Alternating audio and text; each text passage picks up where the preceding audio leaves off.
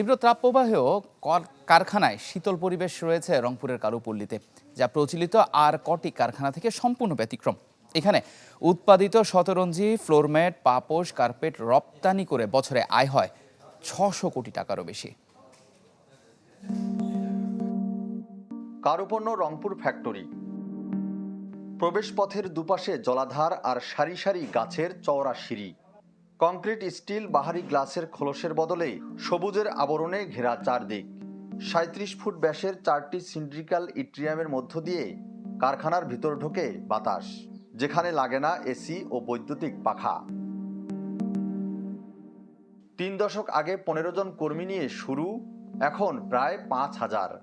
কারখানা থেকে প্রশিক্ষণ নিয়ে স্বাবলম্বী আরও ৩০,০০০ মানুষ, যেখানে রয়েছে মেডিকেল সেন্টার, গ্রোসারি শপ সহ আধুনিক সব সুবিধা।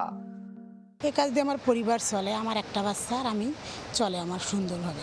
আমাদের কিন্তু এখানে ফ্যান না থাকলেও বেশ ভালোই লাগে, কারণ বাইরের তুলনায় এখানে তাপমাত্রা কম আছে আর কি। কারণ আমাদের এখানে গাছগাছালি আছে, এই জন্য জানলা দিয়ে অনেক বাতাস আসে। আমাদের ওখানে কিন্তু কোনো ফ্যানের ব্যবস্থা নাই।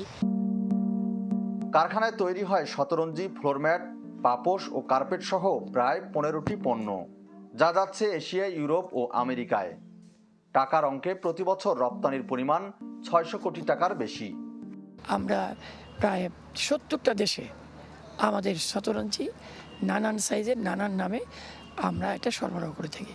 ৭০টা দেশে বাংলাদেশের এই পণ্য রংপুর থেকে সরবরাহ করা হয়।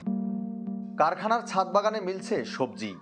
পরিবেশ বান্ধব স্থাপনার অর্থনৈতিক সুবিধা পাচ্ছেন উদ্যোক্তা। বৈজ্ঞানিক পদ্ধতিতে এই যে ফ্যাক্টরিটি গড়ে তোলার কারণে এখানে কিন্তু এসির ব্যবহারও লাগে না, এখানে খুব বেশি ফ্যানের ব্যবহারও লাগে না। এখানে কিন্তু মানুষ প্রাকৃতিকভাবে একটা ঠান্ডা শীতল আবহাওয়া কিন্তু তারা পাচ্ছেন। কারিপণ্য যেহেতু পুরাটাই গাছ দিয়ে মোড়ানো হয়েছে, স্বাভাবিকভাবেই সেই জায়গাটা শীতল, এবং ওখানে আসলে কৃত্রিমভাবে তা আপনার ঠান্ডা করার প্রয়োজন পড়ে না, ওখানে গাছই ঠান্ডা করে রাখতেছে। পণ্যের নকশায় তুলে ধরা হয়েছে স্থানীয় ঐতিহ্যকে, যা তৈরি করেছে কারুপণ্যের নতুন বাজার। ফখরুল শাহীন, চ্যানেল 24, রংপুর।